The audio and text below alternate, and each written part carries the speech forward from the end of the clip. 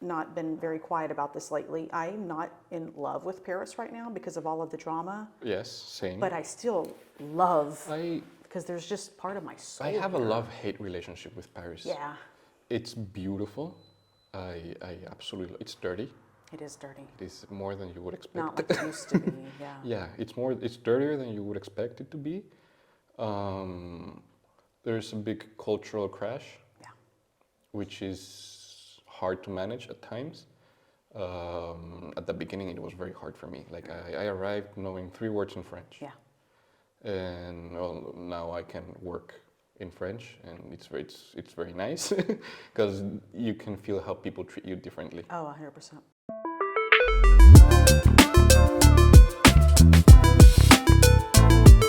Hi everyone, welcome to TBD with Jill Rose. Today we are talking to the amazing Santiago Hendrix.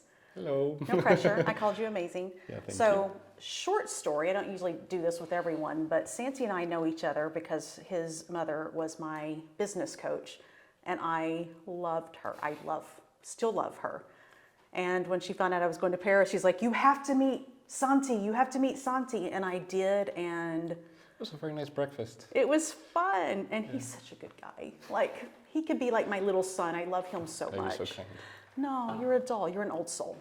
I try to think of that. Like many people have told me this. I don't know how to think about it because it's a weird thought for me that I was here before my body somehow, Yeah. and that I've gone through all of this time without me knowing what I experienced through this time. Like Right. it's a very weird concept for me, but I do understand it somehow. But yeah. But it's good, though. I like it. I like it, but I don't completely understand it. But you just roll Yeah, with it, yeah. you know, and you're comfortable with who you are. Yeah. So speaking of who you are, let's talk about your origin story, which is my favorite part of everybody's interview. Yes. Originally from Mexico City. So talk to me about growing up in Mexico, and you know, we don't have to get to the big Mexico. transition yet. Let's Yeah, start with okay. Mexico City. Where should I start? Well, I grew up with my mom. Right. My mom and my dad, they divorced when I was 7, 8, something around that. Yeah. And he was never really present. It was my mom who took all of the work, and she was like, okay, I guess we're doing this. Yeah. So she took it all on her, and that's... I don't have a relationship with my dad. I always say I don't know if he's alive. Because so you have I know zero. he's alive because he talked to me a few months ago about very stupid things. But that's always my. He could die tomorrow, and I wouldn't know. I'm taking a bit too far. I'm sorry, but yes. But so I was left to my mom, Right. which I always say, and she always says it is the best gift my dad could have ever given to me. Yeah. Because then I got to be raised by a woman. By an incredible woman. Thank you. Yeah. So that gave me a lot of different perspectives. Right. Because I'm a man who was raised by a woman in Mexico City, Right. which is a very male-oriented country. Yeah. Especially for work and socially and culturally, it's a very male-oriented country. So I could definitely see that it wasn't all black and white. There was a lot of gray in there. And I've noticed this recently, because obviously when you're growing up and you're a teenager, you don't look at these things and you just, Mom, stop it. But looking back now, it's amazing that I got to grow up with a woman that's working, and that her work is her passion, and that she's never dropped the ball. Yeah. So yeah, it was amazing to do that. But so going back a lot, we lived in very different parts of Mexico City, so that also helped with the diversity of. It's not a very diverse city, but there's a lot of different people around the city in terms of socioeconomic standings, and so that allowed me to really get in the mix. Like, because I was going in a private school, because the public system in Mexico is not good at all. So private was a way to go for me. And it wasn't a super expensive private school, nor a low-level private school, no, not at all. It was right there in the middle. Right. So there was a lot of different people. And so I got to meet the rich, arrogant ones and and the humble people. And at that time, I'm not proud to say that I was one of the more arrogant type. Oh, really? Yeah, because my mom has two brothers who have done very well in their life. And one offered me to work for him around 14, 15, Okay. around there. He owns a couple of, I don't know how you call this in English. Is it the car dealership, yeah, Uncle? Dealerships. Yes. Can I say the name? I think it's fine.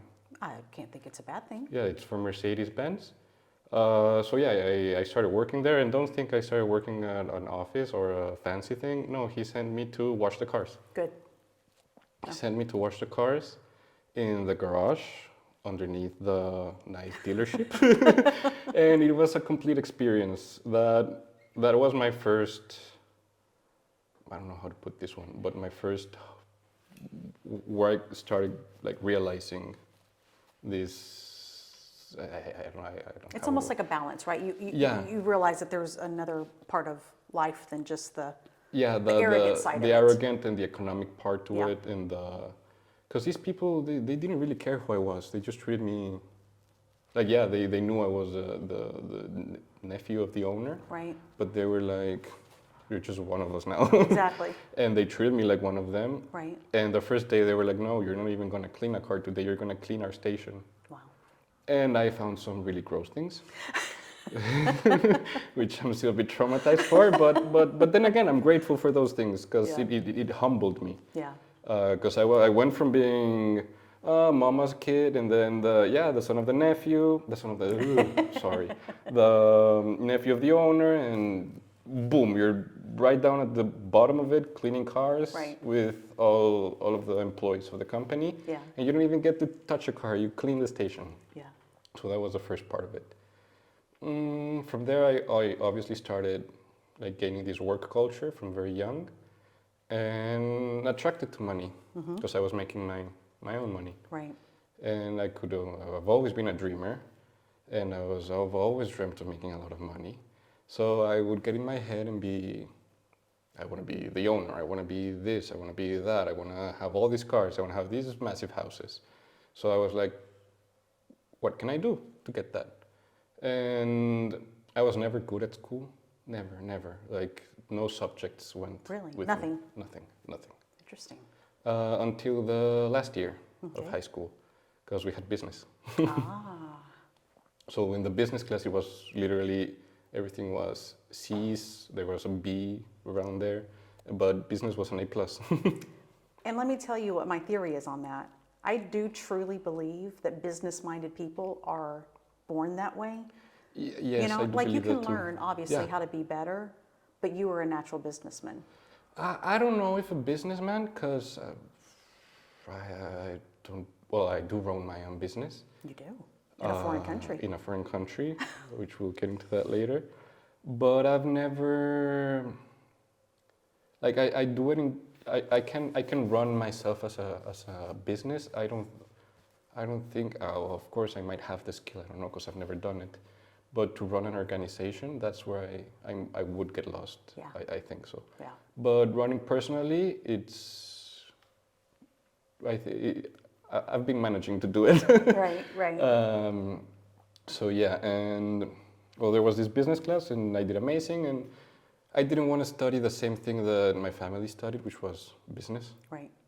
And I was like, but I still want to be in and around that, so law school. Interesting. Law school, because I could study law and then open my own business or work for companies Right. or get involved somehow. And law, being an attorney, being in law seems like such a glamorous too. Like I think when you're Yes, 18, yes, 19, yes. you think it's such, Yeah, you you get to cool wear the thing. suits Yeah. and go to the fancy Go to the court office. and do all these Well, things. you say go to court in the U.S. It's a little bit different. Yeah, it's a bit different to the court in Mexico. Yeah. But still, it was the adrenaline and the drama of law. Right. And I started law school in one school in Mexico that lasted for a year because I got into a very big discussion with the teacher. Okay. So yeah, a lot of big words were being thrown at each other there. So I got kicked out of that one. Wow. Well, I didn't get kicked out. They gave me the option to leave so that it wouldn't So it wouldn't affect my record. right, negatively affect you, yeah. So then I went to my second option, Okay. to the school I actually went. And it was all very nice. Like, I had an amazing experience. I didn't finish it. Okay. I was left with a couple of hours of community service, the equivalent to the bar Okay. in Mexico. Yeah. I would have to take that. But I wouldn't call it technicalities, but not entire courses of law Right, school. right. Like those I did complete them. Right. And yeah, I that allowed me to work as there's a very specific word for this in English. It's a law clerk. Okay. Yeah, yeah. A law clerk in one of the it's not one of the biggest law firms in Mexico, but one of the most competent law firms in terms of bankruptcies. Well, it's important. Competency is good, especially in bankruptcy. Yeah, no, it was. I personally saw one of the biggest bankruptcies in Mexico. Oh, wow. Which was a company in charge of infrastructure. Oh, wow. Oh, Yeah, it was. There was a lot to it. yeah, I can imagine. Yeah, a lot of shady stuff that shouldn't have been there, but potato potato. It is what it is, and well, I did learn a lot from that. I worked with some of the, I would say one of the best lawyers in Mexico Nice. for this. He taught me a lot. Then my boss, you always have this one boss that you look at that you hated in that moment, and then you look back at him and it's, Well, that's how great they were. yeah, Yeah. because he really pushed me, but he's a person of very few words, and he's a very complicated person by himself. Right. He's just complicated and very hard on other people. But I guess he did see something of himself in me, so that's why he pushed me a lot. That's awesome. And I do appreciate that now, because he definitely took me out of my comfort zone, and he made me go to the courts in Mexico. Okay. And that was a complete experience by itself, because it's not in the nice part of the city.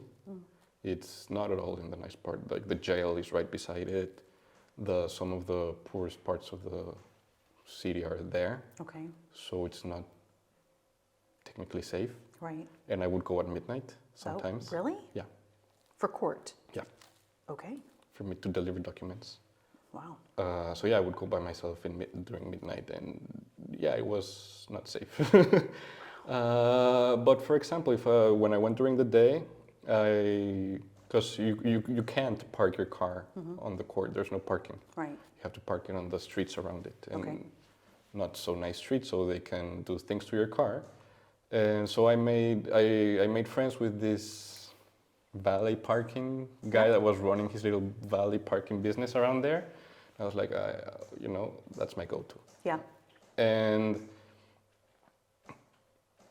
one of the most humble persons I've ever met, because he would just hug me and be like, Santi, do I clean your car today or not? Yeah, you can go for it, do it. And I would see this guy every day, and he would have my spot saved and everything, and two completely different persons from two completely different universes. Right. And we were hanging out outside Yeah. of court, and that Yeah. was amazing. And he was very happy doing what he would like. His whole family was in it. I knew his kids, I knew his wife, I knew everyone. Right.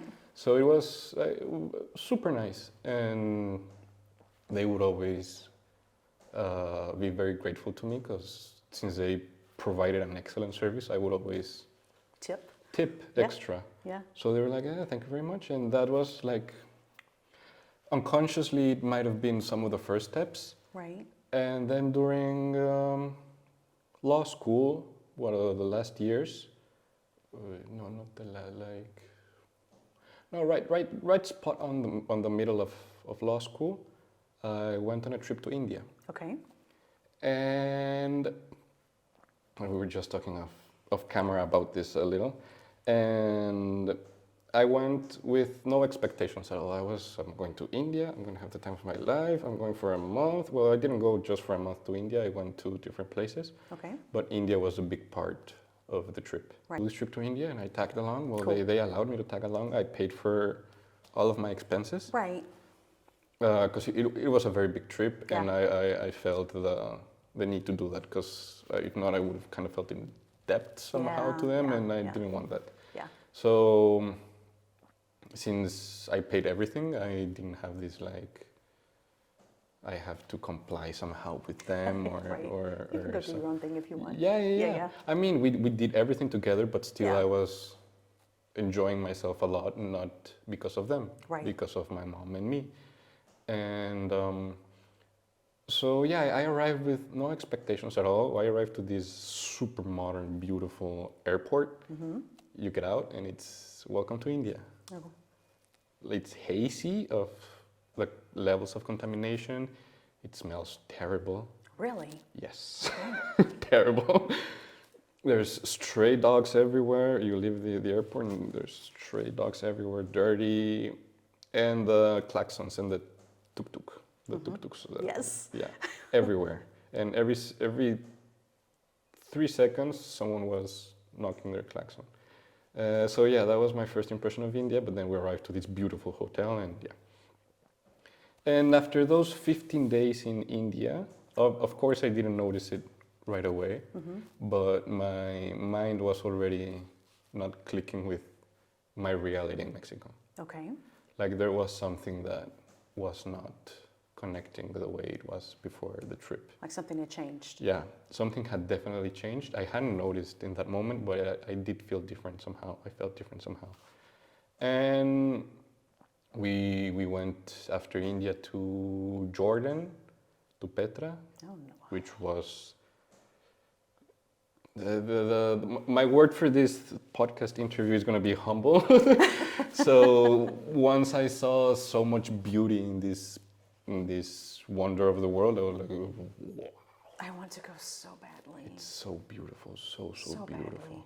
And on top of that, it was Petra, and then I saw the Taj Mahal, Oh. which was also so humbling. It's so that's that thing that makes you feel so small, Yeah. so small, But in a good way. in a good way. Yeah. Yeah, no, you just look at it and you feel like overwhelmed with beauty.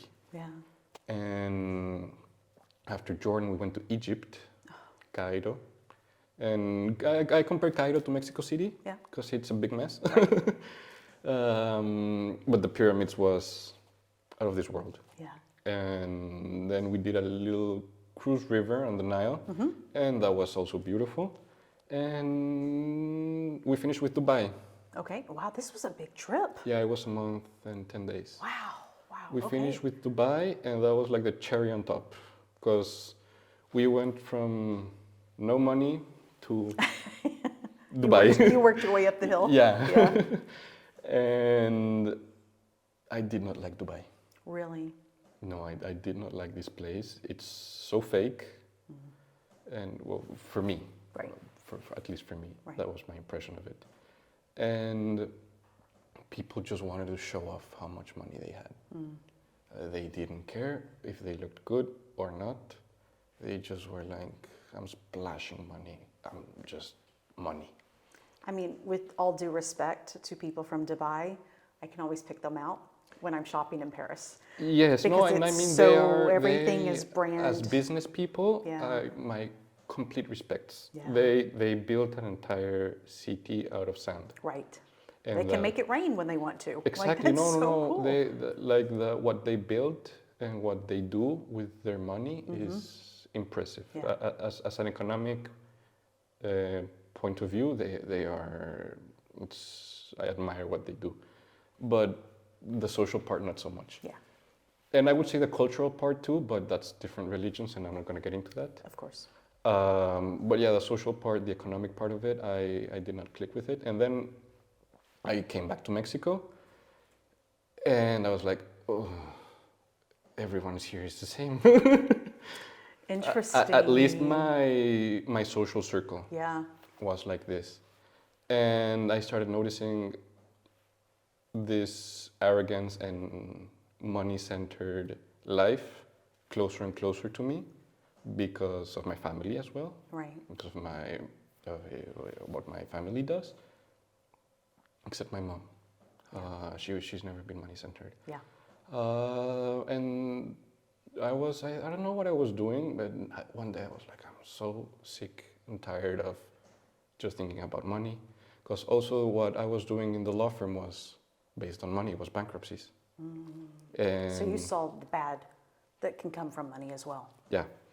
And a lot of my work was bribing judges and and judicial Yeah. figures. Yeah.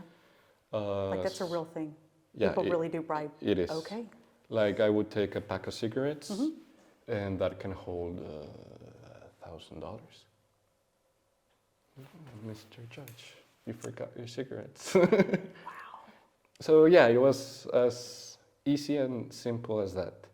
And that was to make them forget about the small businesses that our client owed money to. Okay. To like reduce the fees, to make everything cheaper for our client. Sucks for the other guy, yeah. Yeah. Yeah.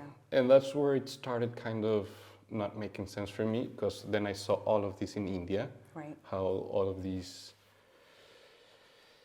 challenged, it's not challenged, that's the wrong word. How all of this,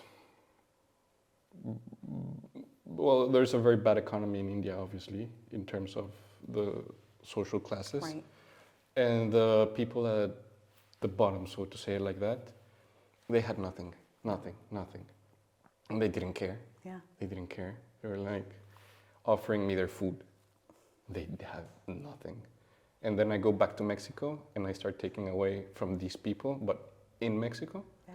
So it started like, my brain was going crazy. Like there was like the circuits were not connecting at all. And I told my mom that I wanted to quit. She was like, okay. I just paid to put you through guess. law school, but Yes, okay. I guess. Then she understood, further down the line, she understood why. And I told my uncles that I was going to quit. And I'm not even going to start saying what they said to me, because it doesn't... It didn't go over as well with your uncles. Yeah. And it's not worth it to repeat what they said. Right. And then, yeah, the day I quit, it was very hard, but it was so relieving. Yeah. Because I went to my old boss's office and I was like, okay, I'm quitting. I didn't say anything. I was like, I have something to tell you. Don't take it lightly. It's not personal. Right. I'm leaving. Right. And I was like, what? But you're doing so well. Like, Right. why would you leave? I was like, I'm going to work with my family. This is not working for me. I want something different, and that's the way to go for me. That was a complete lie. I just need an excuse to not need to explain myself over what I had discovered. What you do is not good. Yeah. It's very unethical, and I can't live this way anymore. Yeah, exactly. And I also That probably didn't wouldn't want have to. gone over well. Yeah, no. They would have called me so many things. Yeah, Especially because they're lawyers and. of course. Um, And I'm sorry, but it seems like the last thing you want to do in Mexico is piss off a lawyer. Yeah. I just feel like that's probably not the thing to do. You don't want to mess with a high-standing lawyer in Mexico City. Yeah. So yeah, I quit it. I told everyone excuses about why did I quit, even my uncles. And then I told my mom all of what I learned about myself in this trip and the last few months that I had lived in Mexico. She was like, okay, what do you want to do? And this was, COVID was 2020, it was 2019. Around August 2019, I was like, I want to get, because I took my camera to India, and I always had an approach to photography somehow. Even when I was very little, I would hold cameras and be amazed by them. And so I started discovering this love and passion for photography. And I told her I want to get involved in, first I said marketing, Right. because it was like the most professional thought I had for photography. And I don't do marketing at all. I appreciate it at some level, but not for me. That's a different world. Yeah. But I started working for her Coldwell Banker franchise in the I didn't know image that. department. Yeah. Okay, cool. Yeah, we started doing videos for her properties. and well, with the agents doing videos for them and taking pictures of the properties. Right. And I started falling more. I wasn't taking the most exciting pictures, but I felt more comfortable with it. Okay. Like with myself, I was always talking. I always talk to myself while I take pictures. It's very funny. So I always have these conversations with myself, and I would have a nice time, and I would get paid for it. Yeah. So in my head, everything started working. Like, well, Right. yeah, why not? Like this makes sense. Yeah. Yeah. And then COVID started. I was doing this for 6 months. Then I had another trip that was very eye-opening as well. I went to London with one of my uncles. Okay. Not the one from Mercedes-Benz, the other one, with his family, and yeah. And there he questioned me, like everything in my life. Right. He knew he had the chance to do it. He was inviting me on a trip, so he questioned everything out of me. And of course, I took my camera, and he got it there. Like He understood. he understood. He saw my passion for it, Right. and he was like, "Okay, I get it. Still not completely, but I started to get a feeling for it. But because photography in Mexico is, you're no one. Oh, really? Like not no one. Of course, there are But you very have, good like- photographers in You Mexico. have like the Vogues and everything in Mexico, right? Yeah, but there's Not so much. 5 photographers in Mexico that make a good living. Oh, like in all of Mexico, not just Mexico City. Fashion photographers, yes, Interesting. yes, I Okay. would say that. Okay. Fine art photographers and gallery stuff, there are plenty more, but Right. my mind was not there yet. Yeah. I went to this trip with my uncle and his family, and there I really started having this love for photography and being in London, taking pictures. It was just magical somehow. They went to Harrods shopping, and I was like, ciao, see you later, I'm gonna go take pictures. Okay. And London's a cool city to photograph. Yeah, it's an amazing city Yeah. to photograph. There's a lot of things, and I've always been very passionate about cars also, and there's very nice cars in that city. Yeah. So I would be chasing them around and taking pictures of them. So while they were shopping, I was taking pictures, and my uncle then told me, "This is what you want to do, right?" And I was like, "Yes." They're like, "But how are you going to do it in Mexico?" Because Right. like you went from lawyer to photographer. Right. And they always looked at me as the guy who's not going to make it, the guy who's going to be the photographer, who's always struggling somehow. And I took that very personally. Can I tell you, just not to make this about me, my family was that way with me my whole life. For whatever Yes. reason, I was going to be the one who did not do well. Yes. And it was the greatest gift they ever gave me, because it just made me want it so much more. Exactly. I mean, I am that person. You can't do this? Oh, I can't? Okay, yeah. Hold on. Let me go do it real quick. Yeah. So it sounds like that was the same with you. You needed that. I definitely needed that. But also, when I was still a lawyer, working in the law firm, I was the guy that was going to make it. Yeah. So I went from the guy that's going to make it to the guy that's not going to make it. Yeah. So that hurt. Yeah.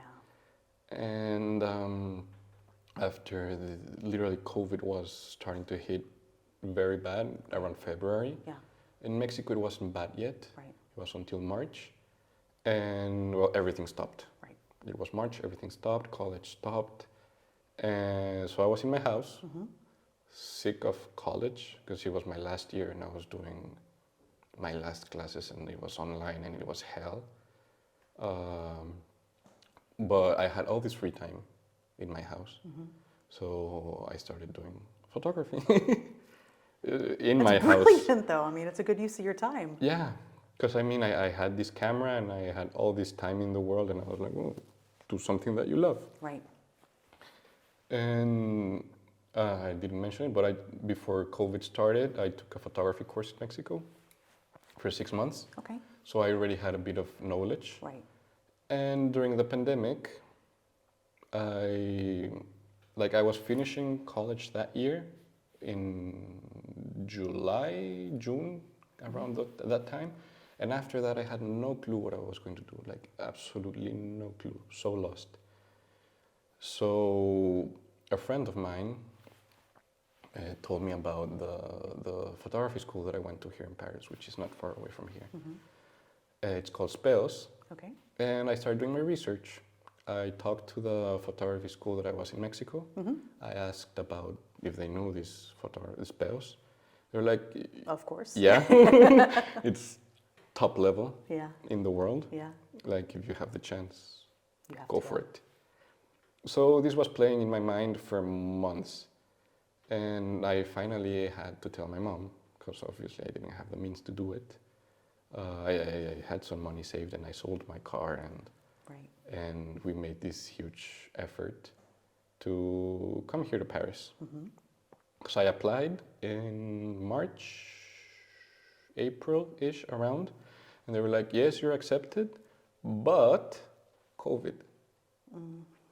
So we don't know if we can actually start the school year or if there's visas they're giving out. I say, could you right even now. come? Yeah, Right. that was the thing.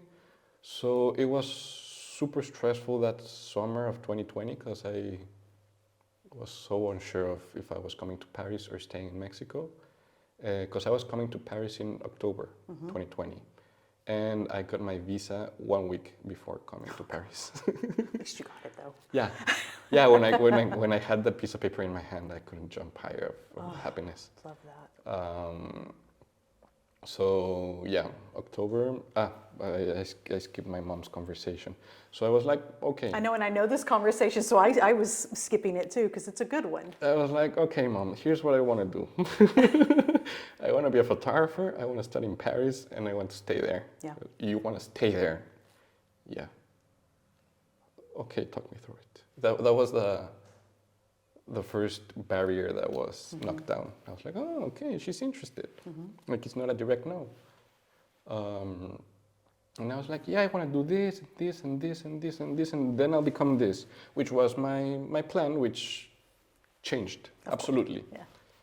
I cannot plan in advance. I just go with it and see where I go.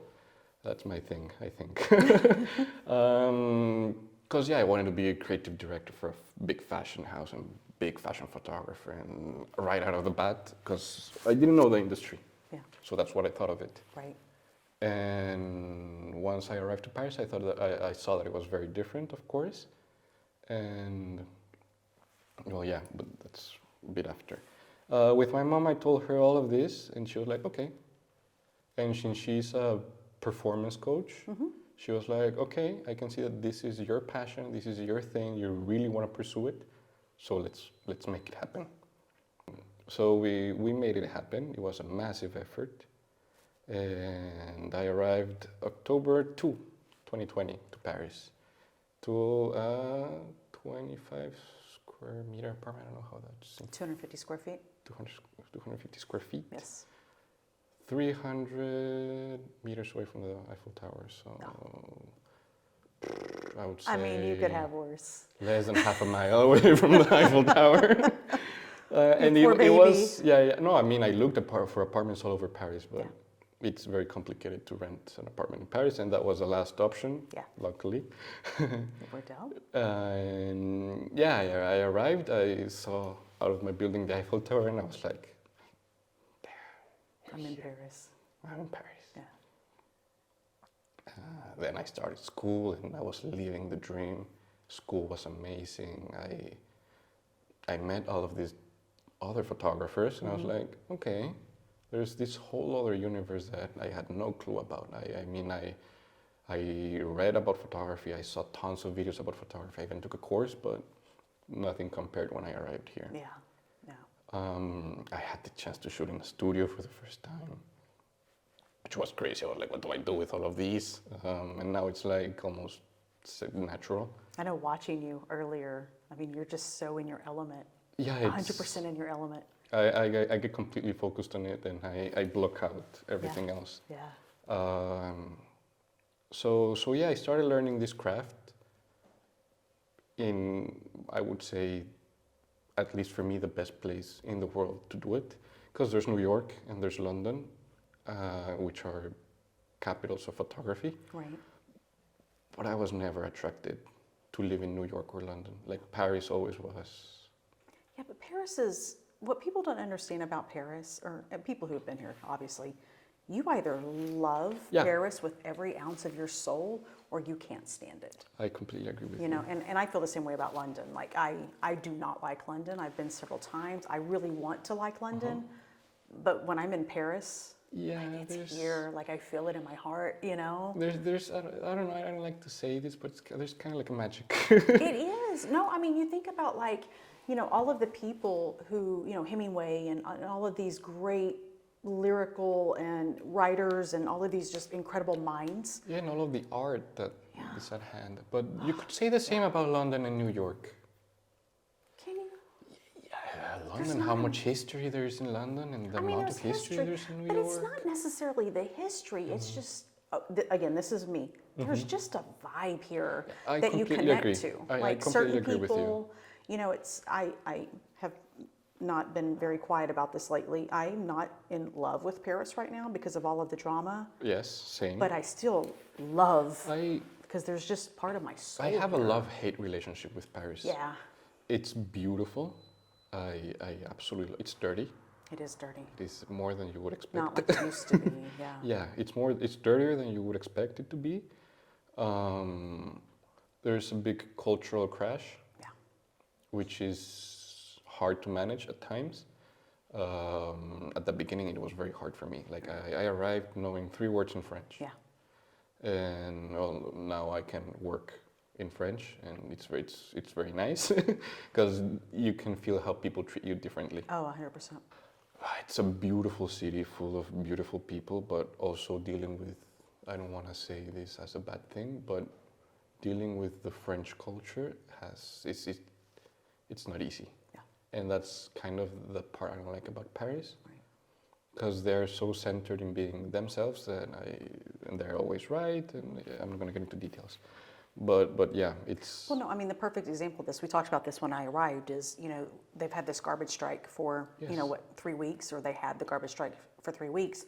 And on the way here, there were 2 garbage trucks collecting garbage, and they were laying on the horn, like, get out of the way, I'm trying to get where, and I'm like, guys, you've been complaining about the garbage for the last 3 weeks, and now they're out doing garbage pickup, and you're mad because they're not moving quickly enough. Yeah. I mean, that to me, that's Paris. I mean, that's just, it's the culture, you know? There's... I hate to have to say this, but it's a complaining Oh, yeah. culture.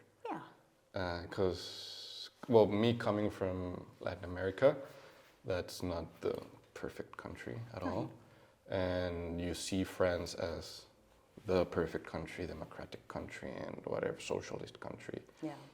And you would think that everything's square down and good, and no. No, but you can't complain about Paris. A Parisian can complain Yeah, about yeah, Paris. I don't You say complain. one bad word, Yeah. and it's like, Yeah. it's almost kind of funny sometimes to kind of provoke my friends, my Parisian friends. I'm like, oh, Paris. They're like, oh, you know, they're all, and I'm like, it's okay, They're 'cause they're guys, super calm proud. down, calm They're down. super proud I of love your city, nationalists. you know, which is great. Yeah, no, I do love it. But yeah, there was a clash there Yeah. at the beginning. But yeah, as you said, with the strikes, they complain that it's dirty and they burn everything down. So Set things on fire. Yeah. I heard, and no, I didn't hear, I read this, and I don't know if it was in Paris or another city, that the rat catchers, which I did not even know was a job, yeah, they were taking the dead rats and throwing them at the city hall. I read that in, I don't know, like, it was a reputable site, Reuters or something like that. I can totally believe that. Well, I only believe it because, and I still to this day, every time I walk, I think about you. Yeah. Because sometimes you get up early to Yeah. go to work and you ride your bike and you told me you're like dodging Dead rats. You know, there's a story one time I was over in the Marais with my husband. Did I tell you this? Maybe. Oh, it's so gross. So I'm walking along, just la la la, you know, American in Paris and what have you. And I stepped on something and I was like, oh, what was that? It felt weird. And my husband's like, you just stepped on a dead rat. And I'm like, oh my God, I'm going to throw up. It was the nastiest thing. But I have not seen a rat here in probably years. The only time I see them is if I'm on the metro Yes. and they're running along the stairs. But never on the street. Along the Seine, there's a lot. Okay. Along the borders of the Seine, Yeah. where you can walk, there's Okay. a lot. Yeah. It's so gross. But during like on the streets, not really. So you're not having to dodge them anymore? Is No, that not better? really. No. Yeah, no. Okay, Now good. that you mention it, Okay, good. every now and again one pops up, Yes, yes. but nothing crazy. Okay, sorry, that was an ADD There moment was there. no, there was like a couple of months that there were quite a lot of rats. Yeah, it's a big city. Yeah. So yeah, I did photography school. I was so focused on fashion. Yeah. Because I love fashion as a concept, Right. and I love dressing well, so naturally I would love fashion. And my girlfriend, she's a designer, and she's made me look at fashion from a design point of view, so I appreciate it even more. Right. And also my work, I work at a photo studio, and I've seen a lot of fashion shoots. Yeah. And I work with I assist a fashion photographer. And I mean, it's. You've done some cool shoots. Yes, I've seen some I've unofficial been part photos, of- man. You've done some cool I've been stuff. part of very incredible stuff, to be honest. That baffles my mind. Can you talk about the jewelry shoot? Yeah, there's right in the studio where we are. We have received massive brands: Louis Vuitton, Rolex, Cartier, Boucheron, Van Cleef, Arpels. All of the big Yeah. jewelry houses, they've brought pieces here that are just Like unbelievable. really Like unbelievable. And they have like handlers, right? They have like all the security and these handlers. the and, studio for those days, I saw the insurance for one. yeah. It was 5 million over Wow. the insurance for that. But those pieces were gorgeous. Yeah, because I mean there was a piece that was 1 million. Wow. So yeah, and like for me to do this beside some of the photographers that I admire, that I really admire, and that you see their work on banners and on the street, and you see them all over the world, literally, and being there handling the light for them is just, I can't even imagine. it's crazy. Like in that moment, you're not thinking about it. Yeah. But then you take it out of perspective, and it's like, well, yeah, I moved the light for that thing. I was doing this. Like, remember how there was a shadow here and now there's not? That was all me. Yeah. As you're flipping through the magazines, right? And yes, like But you've done fashion as well, because there was the model that you did. I started with fashion, Right. because that's what I wanted to do. I mean, I still want to do fashion, not in full, because I also have a love-hate relationship with fashion. It's a very toxic industry. But yeah, I pushed for fashion and fashion and fashion because it's what I really liked and wanted. But then I started working here in this studio, Yeah. and we mainly do still life and product. Which is why we have all of this, Yeah, all the backgrounds. all the backgrounds. And I never wanted to do still life and product photography before that. I considered it boring. Yeah. But being so up close and exposed to it, I was like, these are photographers for real. Like, Yeah. and not only photographers, well, that's the job, but managing light is another thing by its own. And then you have a massive team behind you who's producing all of this, and it's like a little factory almost. But the thing with lighting that I don't think many people realize, and myself included until I watched what you were doing earlier, you know, the way that you did that shadow that made it look like a completely different piece is incredible. Like, I don't think people truly understand the value of lighting. You know, it's not just to make us look better on camera, it's what it can do to the product, the depth and the dimension Yes, that it brings. photography is a big lie. Yeah, yeah, it really is. We're in charge of making everything look beautiful, Yeah, yeah, which at times it's not. right. Well, my part of photography, because there's photographers that go out and photograph the strikes. Right, right. And they're not making it beautiful, they're making it as raw As and real, real yeah. as possible. Yeah. But yeah, I'm very attracted to beauty, and I try to make everything I do beautiful somehow. Yeah. I don't always achieve it, but when I do achieve it, it's like, oh, nice, you made that. And I'm still in the process of becoming professional photographer myself, because right now I work in the studio. I assist the photographers that come to the studio. I assist Tarek Mawad. He's a fashion photographer that I work with.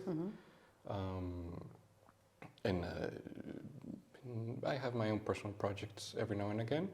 I think I told you this one. I don't know if you know them. It's called Desperados, a beer. Well, I hope. I don't think they would watch this. What are you trying to say? No, I'm just kidding. I'm just kidding. No, because I'm about to say something that I shouldn't really say. Because it's a beer with a Spanish name, Desperados, that has tequila in it, and this beer is nowhere near Mexico. It has tequila in it? Yes. Oh, okay. And I'm not fond of the taste. But I shot a campaign for them in February. The owner of the studio, he came up to me and he was like, "Do you want to go to Marseille for a week for work?" I'm like, sure. Totally, why not? Of course. He's like, "You're gonna shoot it." I'm like, what? Yeah, you're gonna shoot it. You and 3 other photographers are gonna shoot it. Wow. I was like, okay, we're stepping it up. And I was so anxious and nervous because it's a pretty big brand in France. No. You can see the billboards everywhere and teenagers love it. Which the legal age is 16 here to drink, To right? drink? No, 18. Oh, it's 18? Yeah. I thought it was 16. No, 18. Okay, so I mean, 18. So when he says teenagers, he doesn't mean like 12-year-olds. Yeah, no. Or 13-year-olds. No, not at all. Not at all, no. 17, 18, Yeah. 19, Yeah. around that, 20s, young 20s. So yeah, I had the chance. I was so anxious, so anxious. And I was like, I don't know if I can do this. Am I prepared for this? But then, I don't know if it was my mom or someone else who told me, you get the opportunities that you're ready for. Exactly. So I put that into my brain. It was like, they offered it to you for a reason. Yeah. Like, they know you can do it. So if they know you can do it, Right. you can do it. You can do it. And the first day I was so stressed at the beginning, but everything started coming naturally. Yeah. The second day was a disaster. Nothing went my way. Right. Yeah, But that happens. right. And that second day made me be like, it's when you're at, I don't know, the NBA finals and you have a bad game, the next one you're up like, Yeah. we gotta get it. Yeah. We can't drop the ball. Right. And so the third day of the shoot, I was on top of it. Everything was spot on. The representatives and the clients were like, Nice. good, this is very nice work, like, keep going. And at the end of the work trip, they were like, guys, like they pulled the photography team together and they were like, this is amazing. So when do we get to see the campaign? Is it out? They're starting to teasing it, Okay. to tease it out. I'm not sure when it's gonna come out. Should be out this summer, not sure. You have to let me know. Yes, of course. You might see it. I'll be collecting your campaigns and Issa's bags. Yes, you might see it around Paris because they put it all over. Yeah. So yeah, that was a massive moment for me because I was the first time being a real photographer, as you can say, Right. in my part of the business. Right. And that was just like push for that because right now I'm not shooting professionally. I'm shooting for myself, Right. but I take the same approach as if it was for a client. Right. Like, why would someone pay money for something that I don't even like? Yeah. So that's Well, I mean, but that's how you get better in your craft. Yeah. I mean, the more you do it, the better you get. So one of the things I wanted to ask you is obviously coming to Paris is a big deal that maybe not everybody can do. it's not easy. Right. I mean, life here is a whole different Yeah. story. But talk to me if someone wants to get started in photography. We talked about this a little bit. Like, Yes. what do you recommend if somebody's watching this or somebody's listening and they have this passion for photography, but they want to take it maybe just a little bit Further? next level? Yeah. What do you recommend? At school, they told me the best camera that you can have is the one you have with you. Awesome. So Does that count for the iPhone? Yes, that's exactly what I was going to say. And nowadays, with the technology these things have, you can take amazing pictures with an iPhone Right. if you know what you're doing. But let's say you just have your phone and you wanna get started in like your first camera. I would say if I had the chance to go back and they were like, okay, you're gonna be a photographer. Which Right. camera do you want? Well, we talked about this off camera. No budget wise, like Yeah.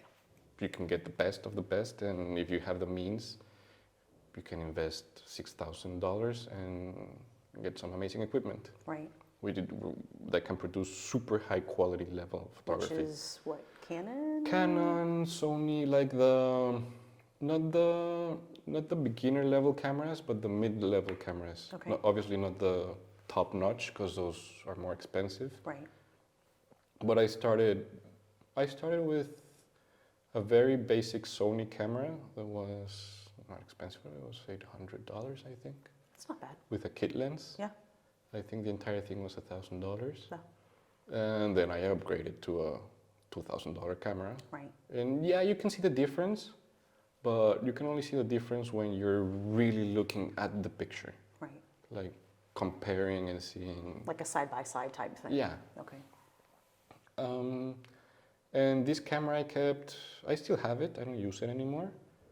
But it's the digital camera that I've always used. Because then during photography school, I got into film. Into film, not as in movies or video. Yes. Actual old school Actual film. Kodak old school Yeah. film.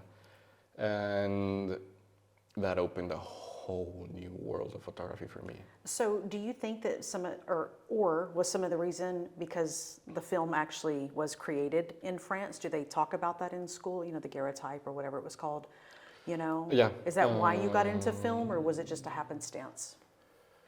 It was, I had my film camera since Mexico, but Okay. I really never Yeah. got into the ins and outs of it because I was like, whatever. Right. I took a couple of pictures and that was nice. So I had one, and in school they started talking about it and film photography. Right. And then I started seeing these pictures and I was like, oh, I see the difference. Yeah. And the difference between digital and film is massive. Yeah. You can get very similar results with digital if you want it to look like film. Right. You can get super close, Right. but it's not film. Yeah. And it's tools for a job. You use each tool for Right. whatever situation you are in, because sometimes film is not manageable or it's not usable. For example, if you're shooting sports, Oh yeah. can't use film. Yeah, because of the movement. No, Yeah. no, and No? because Not they because- they want the pictures immediately. Oh, okay. You don't have the time to send it to a lab. I guess that's true. Yeah. Like I had a class where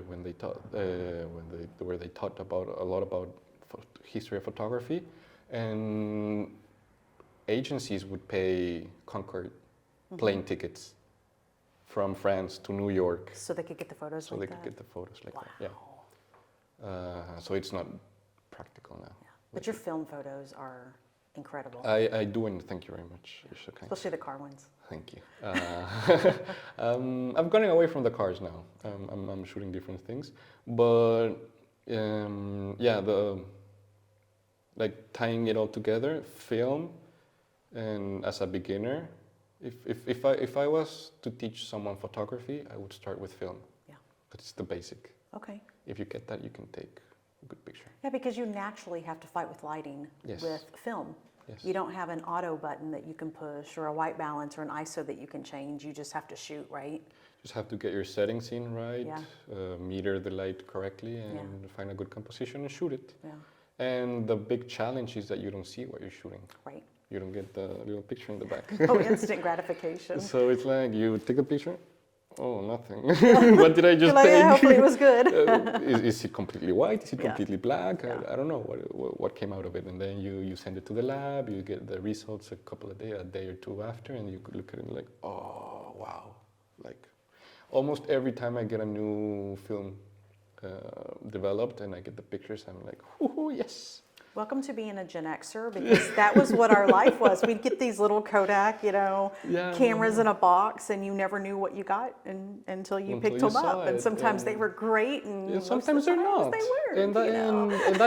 And it's gonna be very cheesy, but that's life, and That's true. It's very, very cheesy, but sometimes it's nice, sometimes it's not. And film photography is a lot like that. Sometimes you mess it up, but when you nail it, you nail it. Yeah.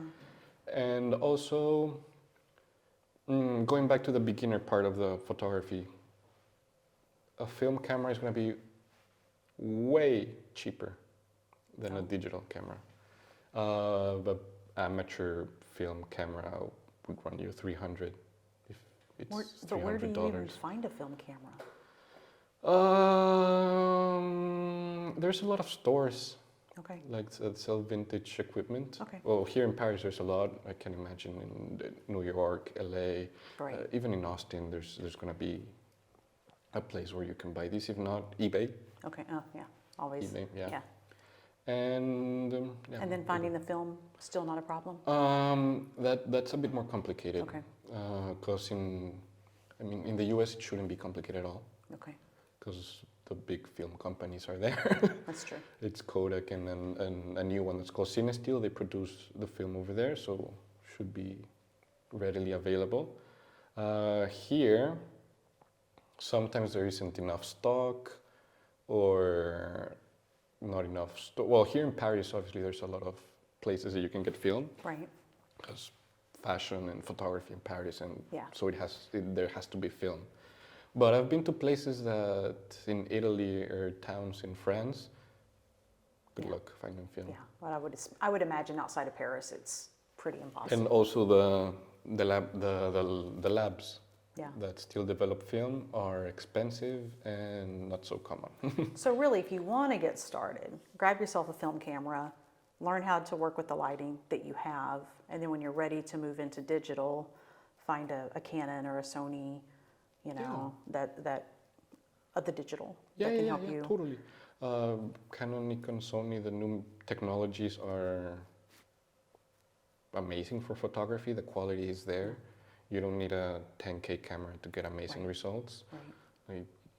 I would only buy a 10K camera I will eventually buy one for commercial shoots. Is that super minute details? Is that why you need it to be at 10K? So you can just get the absolute. Yeah, because it's a 150 megapixel camera. Jeez, wow. Normally a camera would have around 20 to 30. Wow. So the one I was shooting on today, that one has 100 megapixels. Wow. So that's why you can really zoom in and see everything. And see the little green spots that means it's in focus. But even then, if you want to start directly with digital, then you can do it the same way that I did, Right. with an $800 kit camera lens, and you're good to go. You just have to keep pushing through it, because at the beginning you're not going to take the best pictures. Yeah. And I still don't take I do take some pictures that I'm really proud of, but there's times that I'm really frustrated and it's not working, and you just But have that's to. part of the process, right? I mean, that's how you learn how to define and refine, who you are. So what do you have planned next? I mean, I know you said you don't plan anymore, you just kind of roll with it, but what are you thinking about next? I'm building my portfolio now, because I want to send it to agencies. Right. Because this Desperados project really got my brain going, like, I have to be the photographer. Yeah. Because as much as I enjoy assisting, because it's a craft of its own, assisting, because you have to be super objective.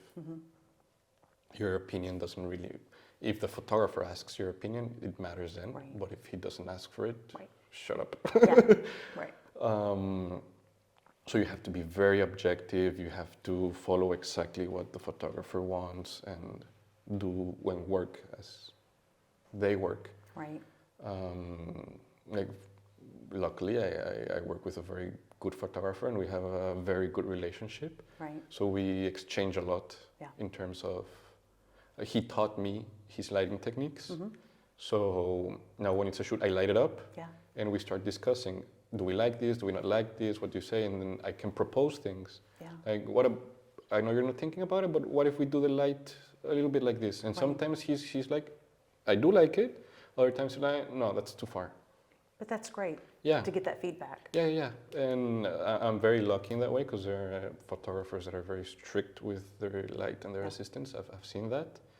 And I mean, it's household name photographers that do Yeah. this almost. So with the Yeah. portfolio, are you trying to go, again, products like you said Yes. with the beer, the Bikila? The yes, like as I said, like working in this studio and seeing all of these still life and beauty products and products in general being shot, like the level of knowledge and the how do you say the technical level of the photographers Yeah. is so high. They know exactly what they're doing. Right. And that's where I want to get. Like right now, I'm still experimenting and testing Right. what I like and what works and doesn't work. And you cannot do that for Dior or Right. Yeah, you have to be on. yeah. Yeah. They give you a brief. We need this Right. because that's not creative at all. It's their campaign. Right. They already So chose you the just go, light. you shoot. Yeah, this is what we need. Yeah. Do it. Well, I can't wait to see what you do. And yeah. I know it's- one day I'll be at an art gallery looking at your stuff. Well, because that's you really are talented. Thank you very much. That's one of my goals because I have goals. I don't plan for my goals, but I do have them. Yeah.